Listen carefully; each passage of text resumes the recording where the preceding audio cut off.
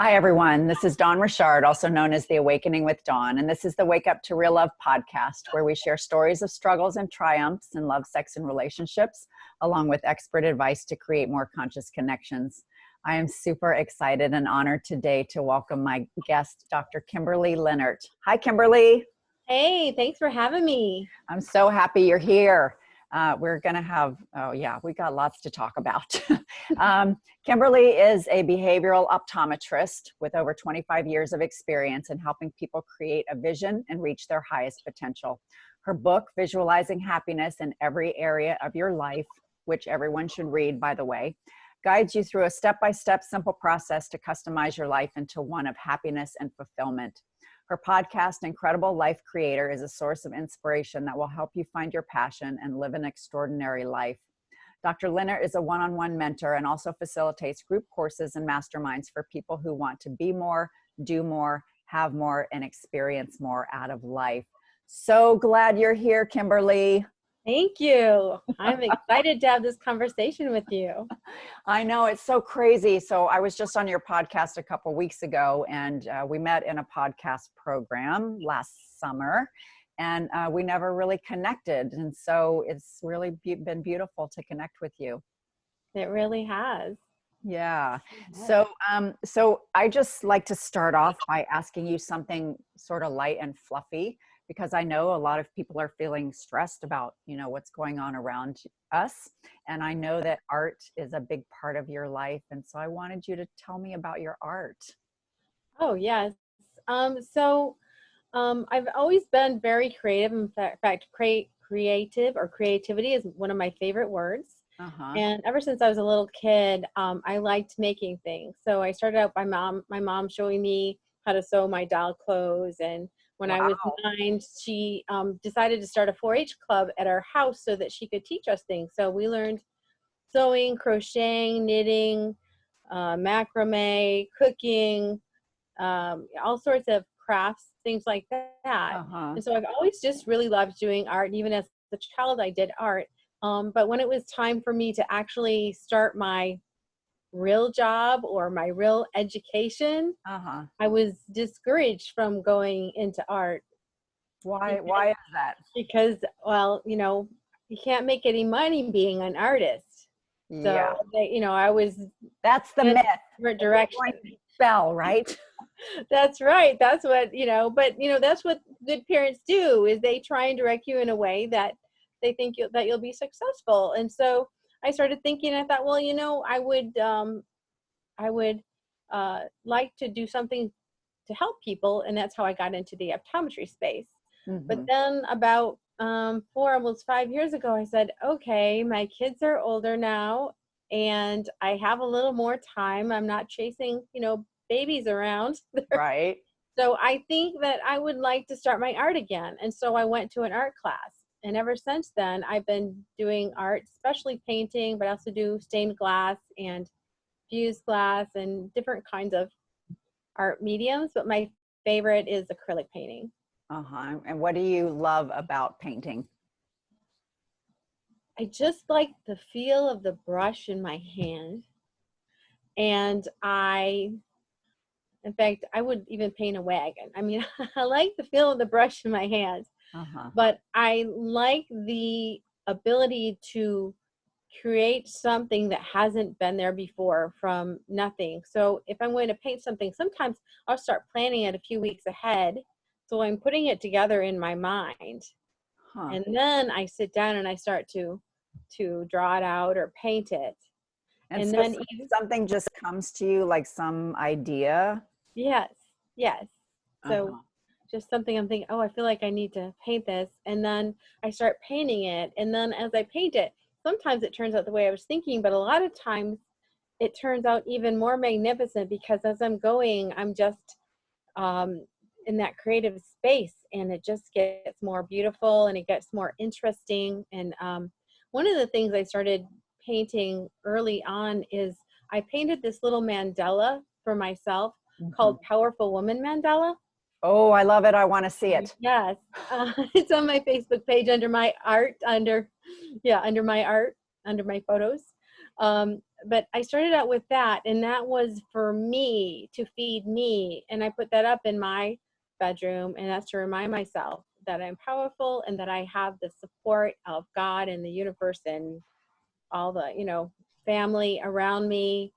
And there's unlimited abundance and riches. And so when I look at that painting, that's what I see. And after that, I actually painted other mandalas just when I felt like I was kind of called to do them. Wow. And then I would think about that person. I would think about the essence of that person. And then I would make the mandala specifically for them with the blessings for them in that particular painting. So I love doing that. I do other things too, but I really love doing the mandalas. That sounds beautiful. I would imagine what an amazing gift to receive. That you're getting this inspiration. It's like divine inspiration, right? Yes. And whatever you feel about the person.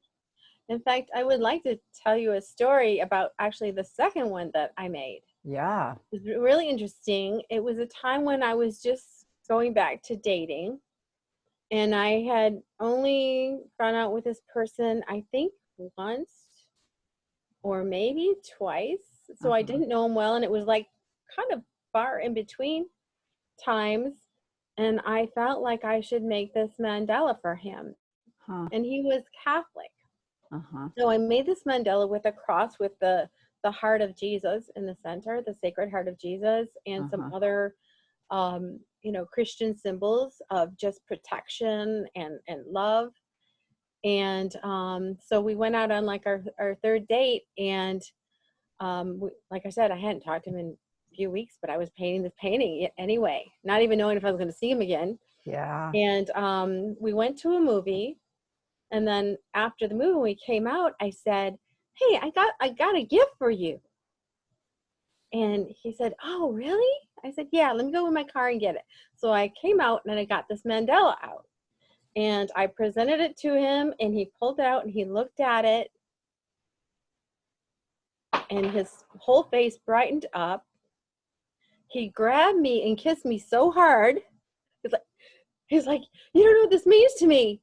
And then he looked at it again, and he did it again. He kissed me really hard. I'm like, "Oh my gosh." Like, what is happening here? And he said, "First of all, I didn't tell you this, and I don't think you knew this," because he was not on social media or anything. He was a little bit older. He said, "But today actually is my birthday." Oh my gosh. He gave me a gift on my birthday. Wow. But not only that, he said, not that long ago, I was in a relationship with someone who is mentally unstable. And she has been like stalking him and doing frightening things where he's afraid. He was afraid all the time. He said, "I'm going to take this." He said, "I'm going to hang this right above my bed.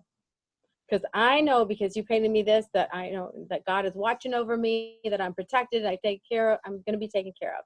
Wow. That is incredible. When you're inspired to do something and you have no idea why, but you just follow your inspiration. That's how my art works. That's how most of my life works. I was just gonna say, because I read your book and you talked about really sort of following this self-growth evolution since you were 14. Yes. Right? Yes. So what kind of things have happened in your life? Like how have you been inspired and followed your intuition to evolve and grow? I think when I was younger, I was always a high achiever and very motivated internally. So I was never that child who the parents had to tell me to go do homework, because I wanted to. I was really driven. And you mean like how many podcasts have you produced since we started? I'm getting close to 100. I'm so excited. My gosh, that's incredible.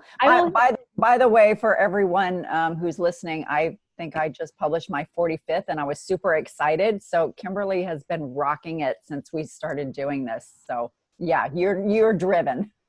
Yes, yes. So I promise you I'm gonna hit 100 episodes before my year anniversary, and I'm so excited about that. That's amazing.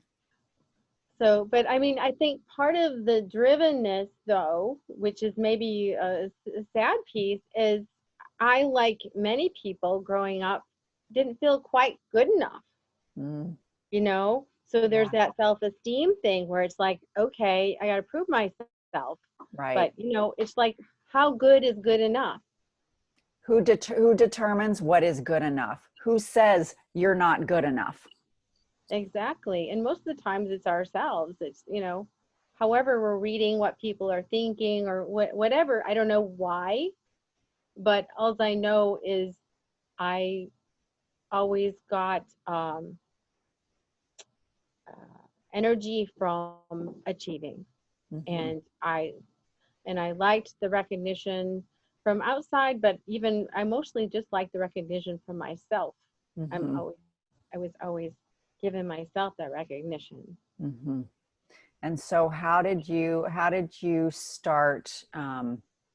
Well, one of my big questions is, how does this optometrist who has this specialized training and focus get into all of these other aspects, like into your podcast? Because you're not talking about optometry at all. You're No. talking about all this other stuff. So I wanted to find out, like, what was the inspiration for you to even start writing your book? Oh, sure. As far as the book, um, I had been doing optometry for a long time, and I am a specialist in a certain area, and I can talk about that in a minute Yeah. too, so you understand where the connection is. Okay. But as my kids were getting into high school, I realized that I would be an empty nester sometime soon. Mm-hmm. And I really liked what I was doing. I had a therapy center for years, which is kind of different than just being a regular optometrist.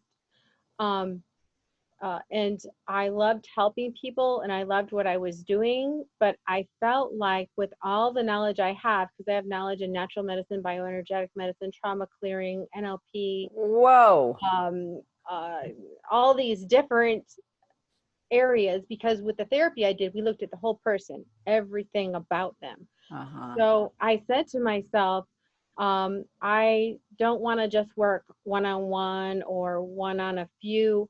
I really feel like before I die, I need to share all this information I have with more people so more people can benefit, more people can heal, more people can feel good about themselves. And, the main thing that made me go into behavioral optometry, which is my specialty, is seeing people's self-esteem go up.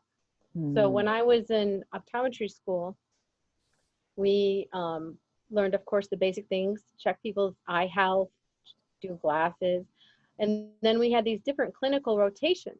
Well, one of them was the pediatric vision therapy clinic.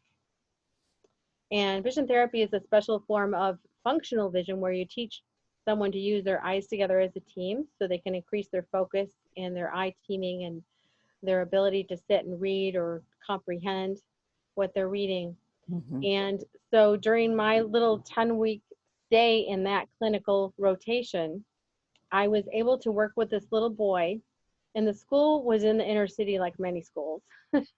And he came in with his mom. He was about 9 years old. And when they came in, I noticed that he was a very polite, gentle, you know, boy, very soft spoken, but he was so shy. He wouldn't look up. He was just looking down at the ground. And so we got them started in this program, and I was just doing what I had been taught. I'd never done it before, but I was just going along with the steps of what I was told to do to Mm-hmm. help this child.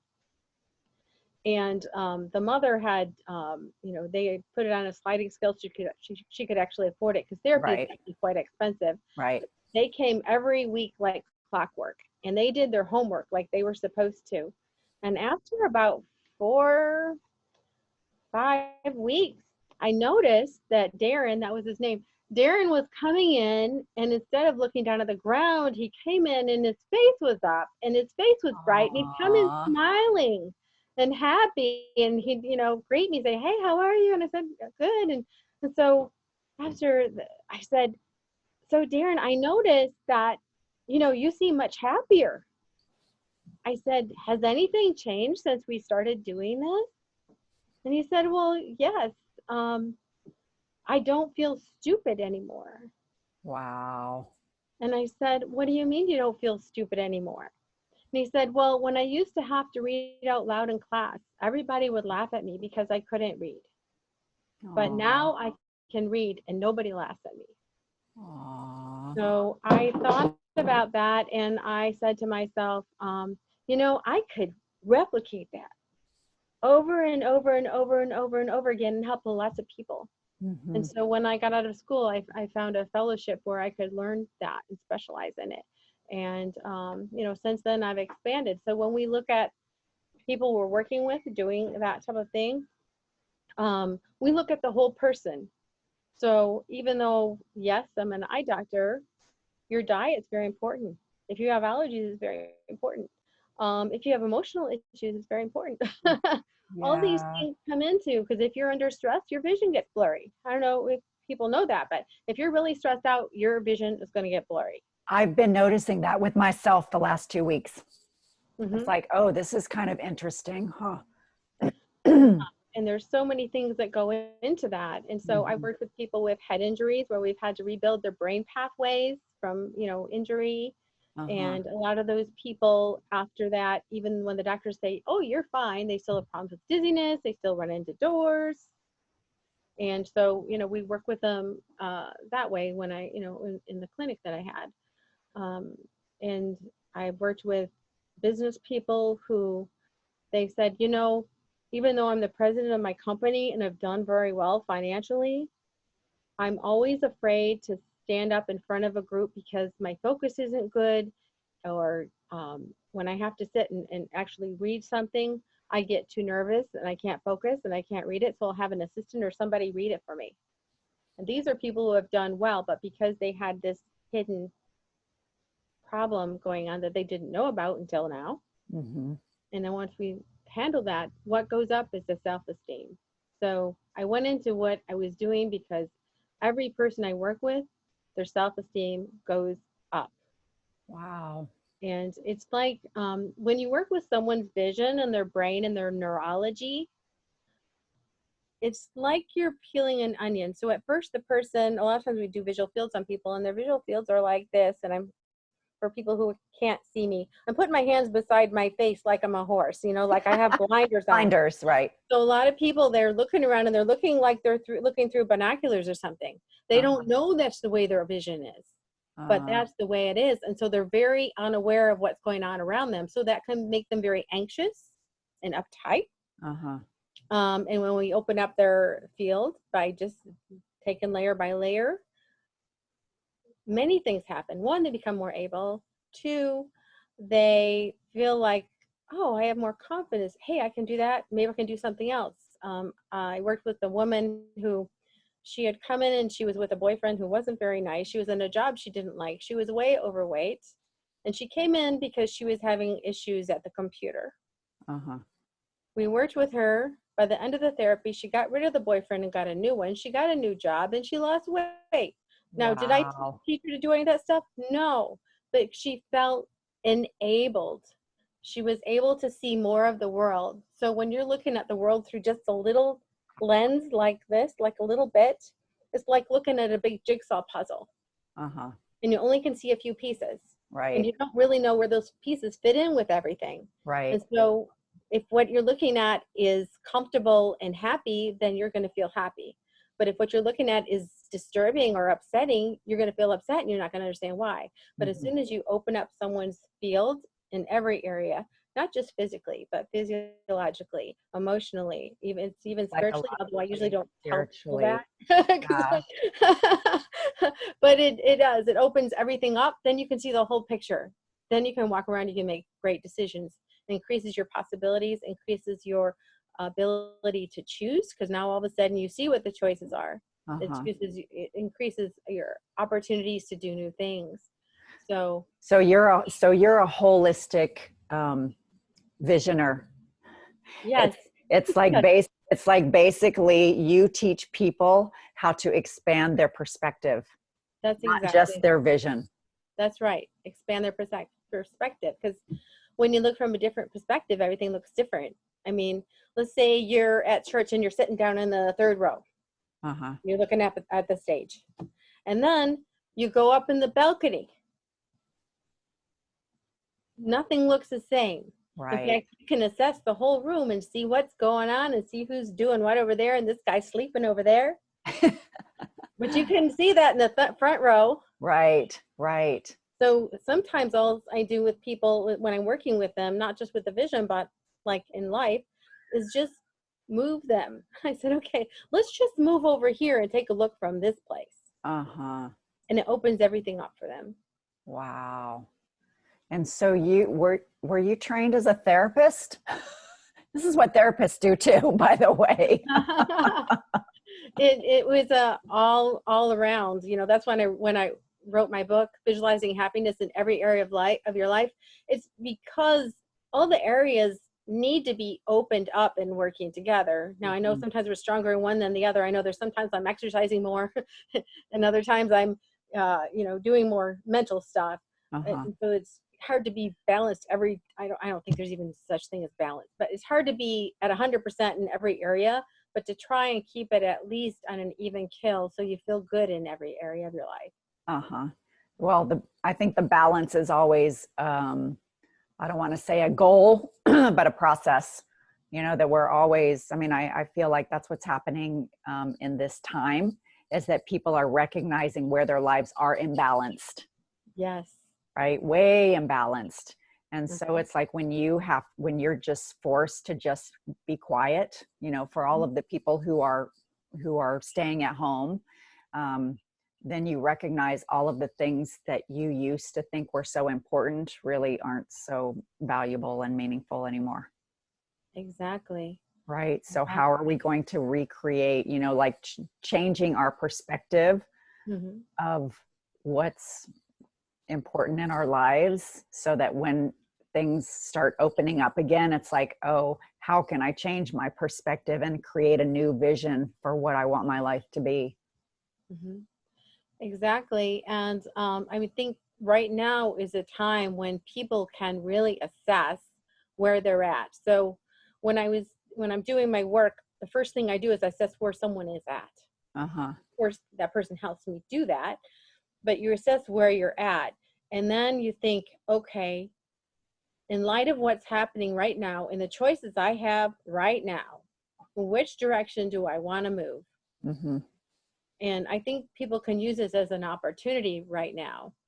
And, I heard someone who was speaking recently, I can't remember who it was, but they said, the people who are taking advantage of the opportunities right now, they were already kind of going towards like being online. They were already going towards the future ahead of everybody else. And that's why now when this is happening, some people are really flourishing.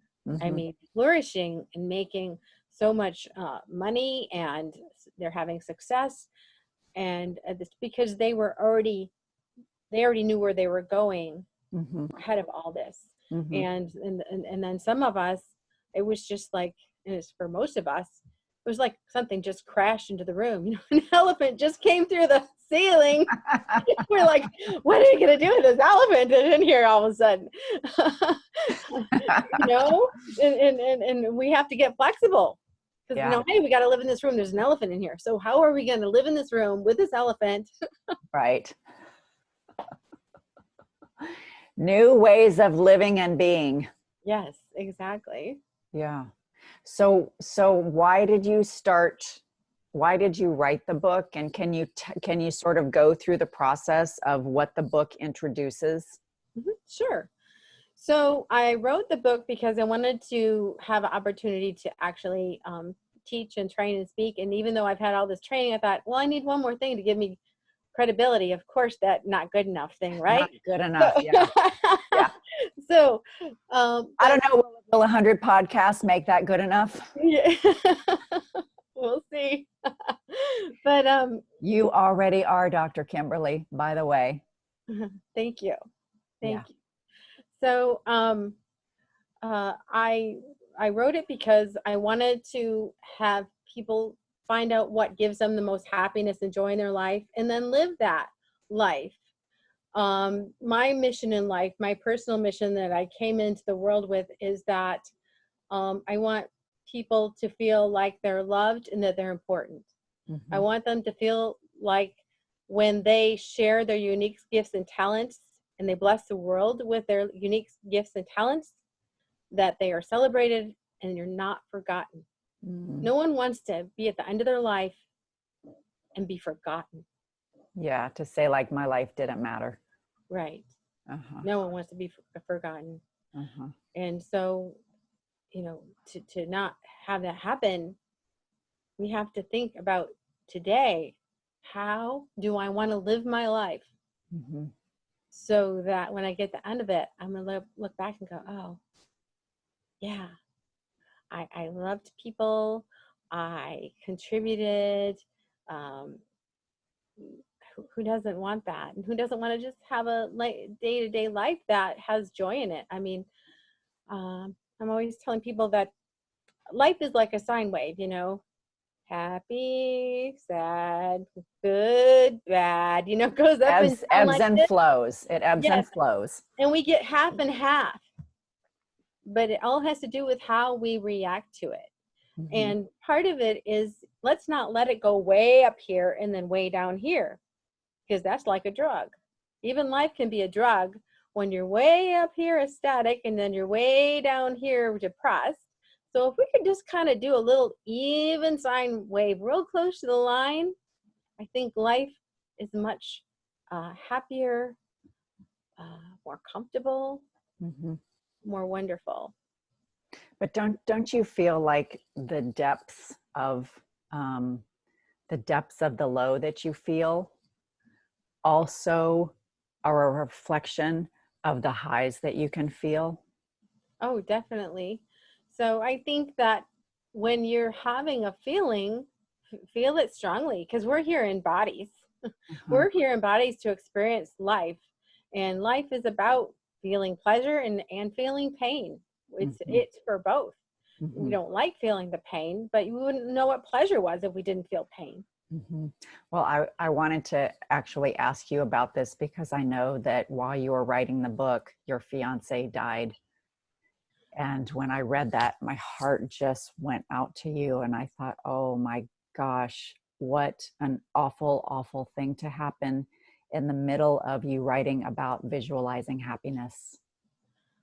Yeah, it was really shocking. He had it was sudden. I mean, he had kind of felt kind of bad for a couple weeks. Just thought he had a cold or was just under the weather, and he wasn't sleeping well. And I talked to him at lunchtime before I went in to see patients on a Monday, and that was the last time I talked to him. And the next morning, I couldn't get a hold of him. I couldn't get a hold of him that evening. I called one of his business associates, who they had meetings every morning, and they said he didn't show up. Called in, he didn't show up. They haven't been able to get a hold of him. And so finally, I asked a gentleman who was also worked with him, but was kind of like his second son, if you will, like adopted son. I said, can you go check and see what's happening with Glenn?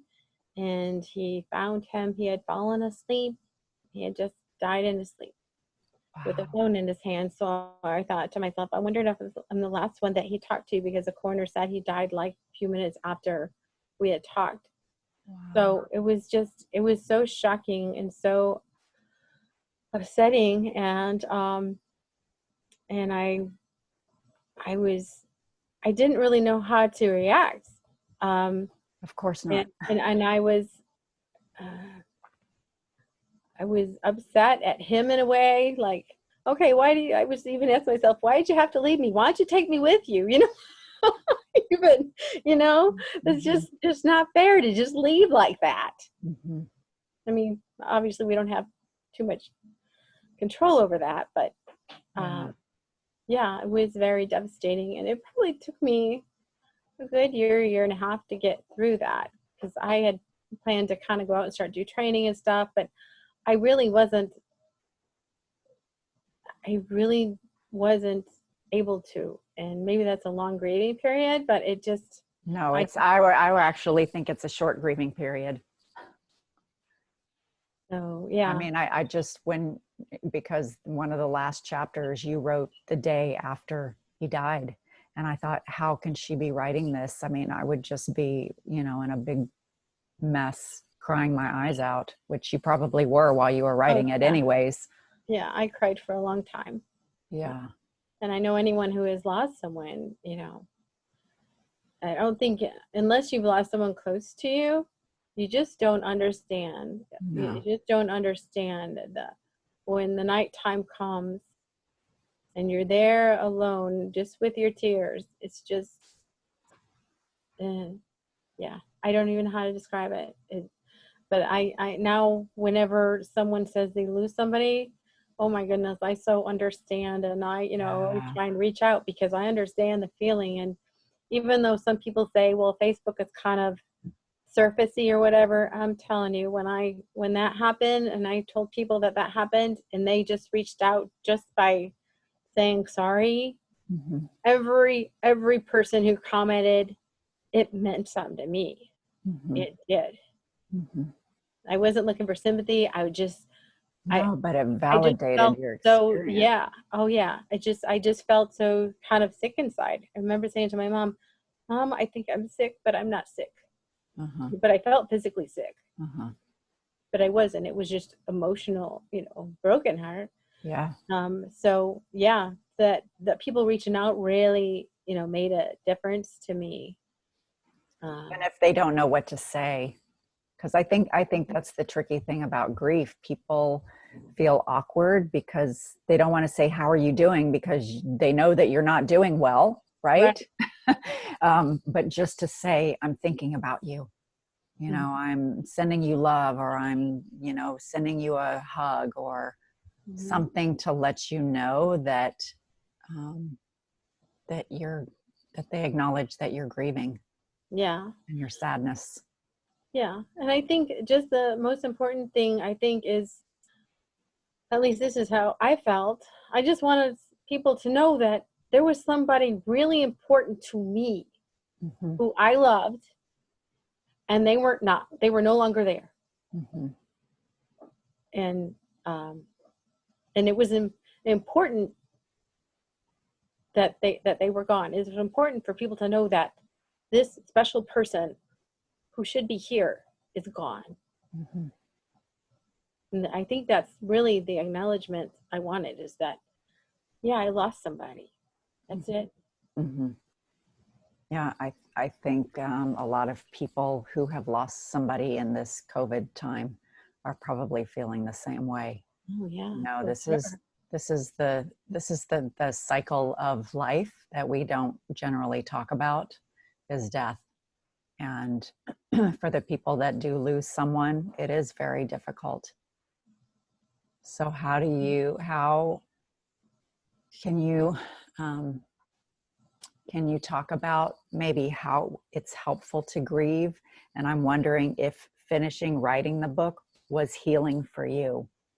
Oh yeah, that was definitely healing for me, to write that chapter that you were talking about. Mm-hmm. It was very healing, and I think it's important to grieve, because there's a book that I was recommended so many years ago, maybe 15 or 20. It's called Feelings Buried Alive Never Die. Oh, wow. And it's true. And when you hold those feelings inside, it's my belief that you're going to get physically sick in some form. And I didn't want to be physically sick.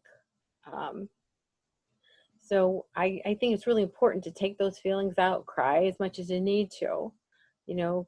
And I think the other thing is the support of people. Get angry. Like, Yeah, why did you leave? Why did you leave me? We were yeah, 9 weeks until we were supposed to get married.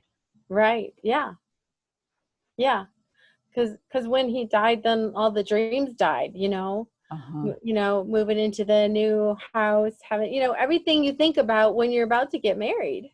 Yeah, I mean, he sounded like an amazing person, the love that he had for you, Mhm. you So know. amazing. So You amazing. said he made me feel so beautiful and so cared for. And I was like, oh my gosh, wow.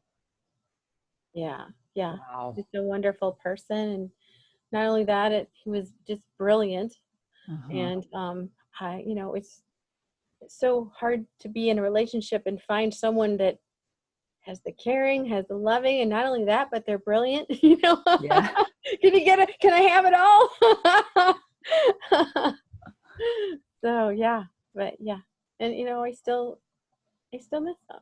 Yeah, of course you You know, do. of course, I moved on. I've been in, you know, I'm in a relationship now with someone, and Uh-huh. um, you know, but I think the thing that helped me the most is when I started to feel sad, because yeah, there are times to cry, but there's times I actually went back to work and started working a lot because I couldn't be at home by Yeah. myself. Yeah. So when I'm at work, I didn't want to start crying in the middle of the day. The patient would be, why is she crying?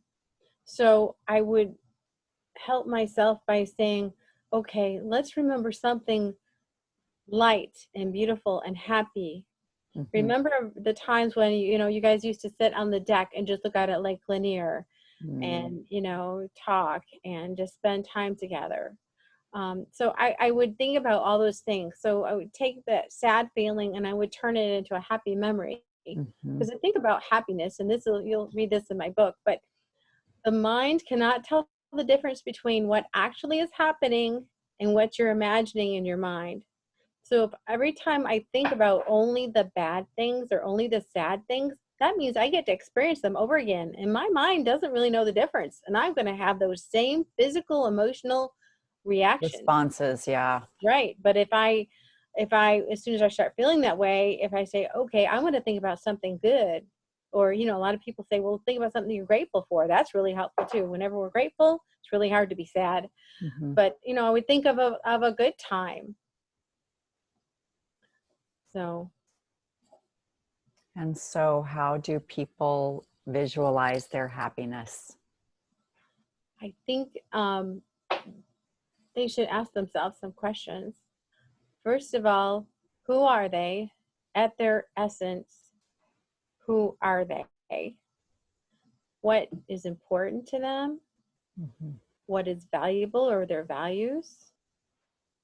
What are they passionate about or what do they like?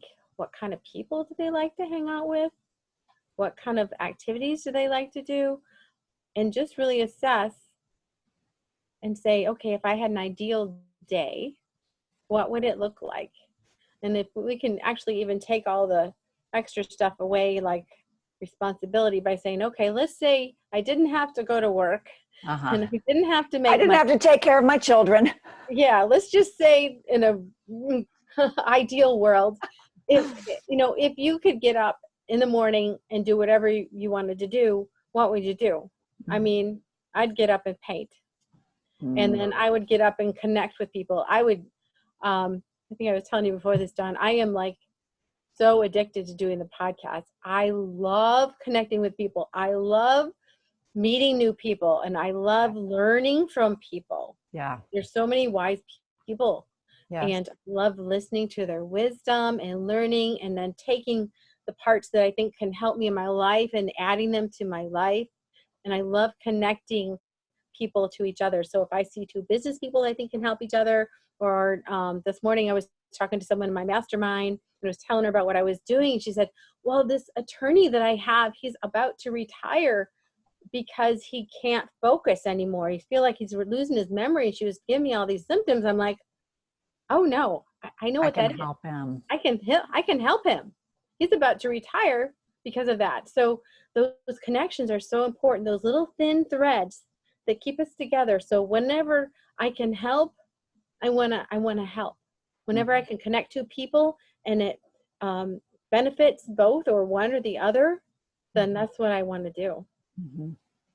You have this really beautiful soul, Kimberly. Yeah. When I was reading, I was just like, my heart was just really full. Oh. Yeah.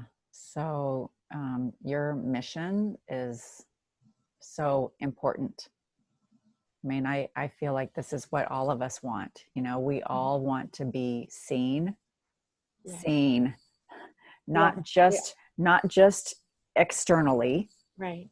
you know, but what's on the inside of us. And I think a lot of times when you were asking those questions, I think a lot of times people have not even ever given themselves permission to think, what do I want?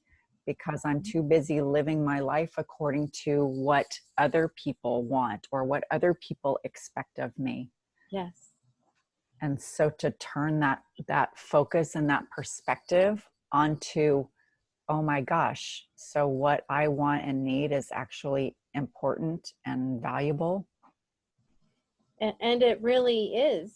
It's so important, because I don't see how you can love another when you don't love yourself.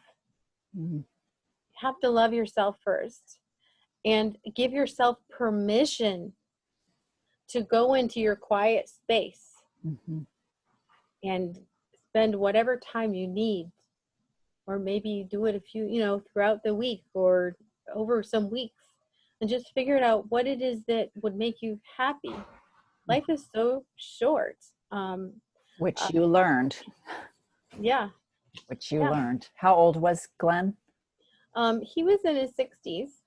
But still, Mm-hmm. I mean, that's still young. I mean, people live Yeah. till, 80s and 90s. Yeah. Yeah. What actually really started me on this journey is when I had first opened my private practice. I got a call from Michigan, which is where I'm from. I live in Georgia, Mm-hmm. but my family still lives in Michigan. Mm-hmm. That my dad was in the hospital. Mm. And what had happened is that two cars had collided into him, both of them at the same time, because Oh it was my an gosh. icy road in Michigan. Uh-huh. His car was totaled. Wow. He was on the edge of life. He had crushed organs and broken bones, and it wasn't good. And I had this realization. I shouldn't cry now, but it was so huge for me that in 1 millisecond, Mm-hmm. my dad could have been gone. Mm-hmm. He could have just been, and that can happen to anybody, any age. Mm-hmm. Accidents happen, things happen. And I really started looking at my life and saying, okay, what's important?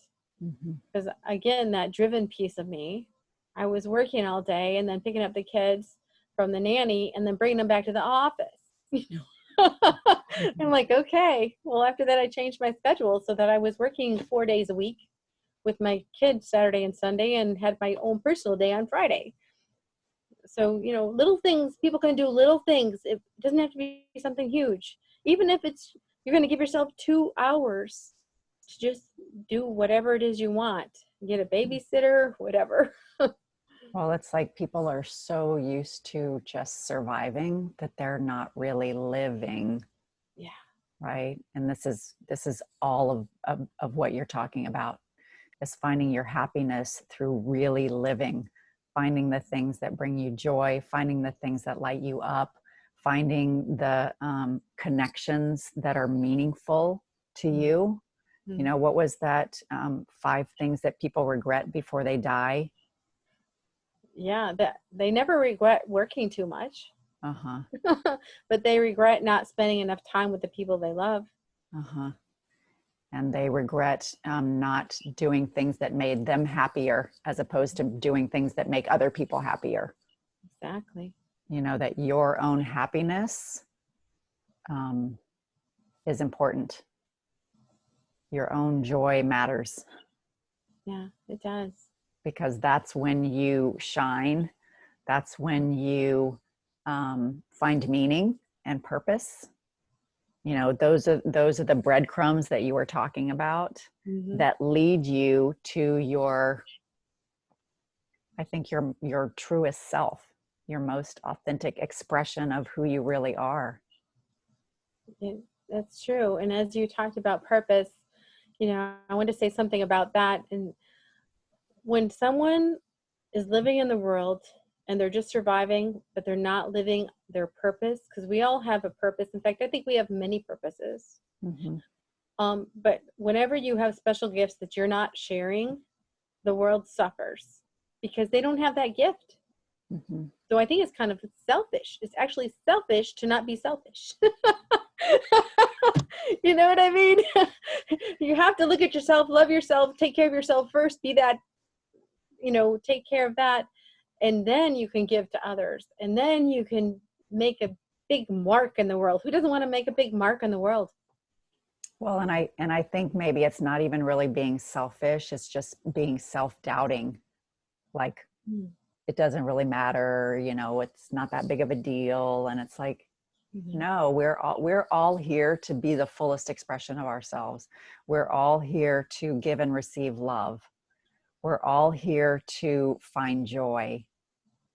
We're all here to experience what it is being human in all of the emotional aspects, the deep sadness and the great joy.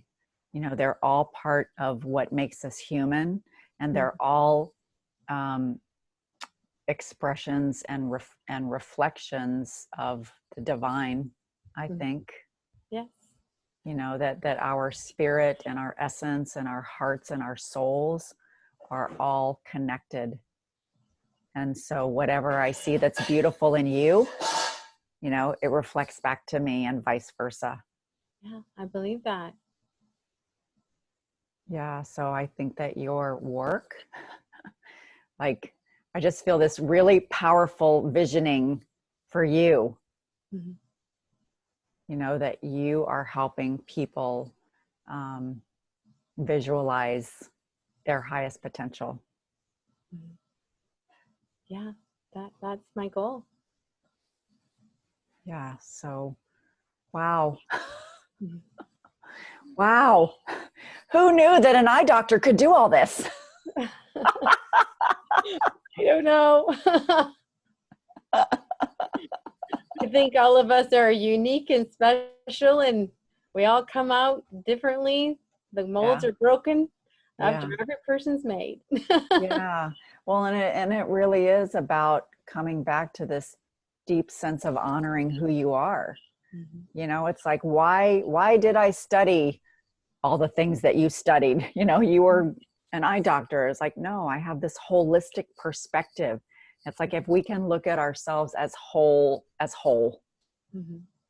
right? And each, every day we're different, every moment we're inspired by different things, or we have these different intuitions that lead us on this very circular path. It's not linear. Definitely not. We pretend it's linear. We pretend we can control it. Yes. But it's not. Oh no, it'd be so boring if it was. It's the curves that make it fun. Exactly. Am I going to stay on the curve? Am I going to fall off? But it's this, enjoy the journey. Don't be so hard on yourself. And I'm talking to you right now. You don't have to achieve anything. You are enough as you are. And continue to be inspired. Continue to follow your inspirations. Continue to explore more aspects of yourself. Yeah. I enjoy doing that. I enjoy doing that with myself and, like I said, with other people. Yeah. Other people have so much to add to life, and different distinctions that we can learn from. Different perspectives. different perspectives.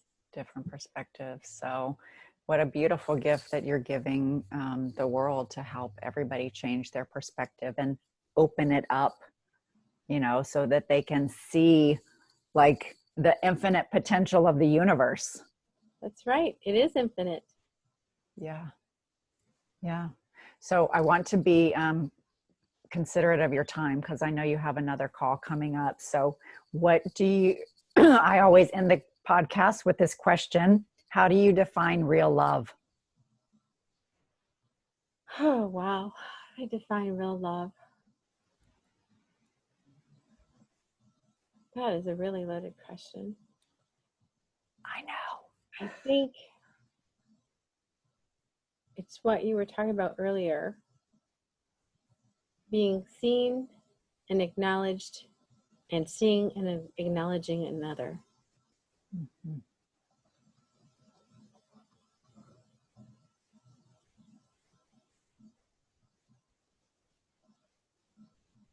So Kimberly, I see and acknowledge you. Thank you. And I see and acknowledge you. Thank you. So how can people find you? The easiest place is probably my Facebook page, and my name is spelled different. It's Kimberley, Kimberley, and Linert, Linert. Mm-hmm. I also have a website, drkimberleylinert.com, and you can find the podcast there on iTunes or on Spotify and several other places. Yeah. But please connect with me. I just love to talk to anyone that would like to talk about what I like to talk about, which is being the best person you can be. Yeah. And finding the most happiness out of life. Yes. And do you think that happiness is a choice? I think that we get to choose every day how we want to feel about a certain situation or whatever situation we're in. So in some ways it is, but I might have differed with you the day I found out Glenn died. Totally might have differed with you on that. Mm-hmm. Like, well, yeah, I could choose happiness, but it would be messed up. I just mean, of course you honor your feelings. Yes. But I'm just talking about an overall sort of perspective on life. Mm-hmm. Let me change the words a little bit then. Yeah. I think you can choose joy. Okay. I think happiness is situation specific. But you can choose joy every day, no matter what's happening. Yeah. You can find joy amidst the pain. Yes. Yeah. You have a beautiful perspective, Kimberly. Thank you for sharing it today. Well, thank you so much for having me on. Yeah. So for all of our listeners here, I'm sure you will love this conversation. There's so much beauty and wisdom from Kimberly. And so please subscribe to the Wake Up to Real podcast. Also find Kimberly at the Incredible Life Creator podcast. And for everyone, I always say this, that the most important relationship you'll ever have is the one you have with yourself. So it starts with changing that perspective about yourself, you know, finding the things that bring you joy and really loving yourself and accepting yourself so that then you can offer that to others as well. So thank you so much for being here with me. It's really been a privilege and an honor, and I hope that we can continue to have many more conversations. We will. Thank you so much, Dawn. All right. Thanks, Kimberly. Everyone, always remember, wake up to more and more real love every day. Take care, everybody. See you next time.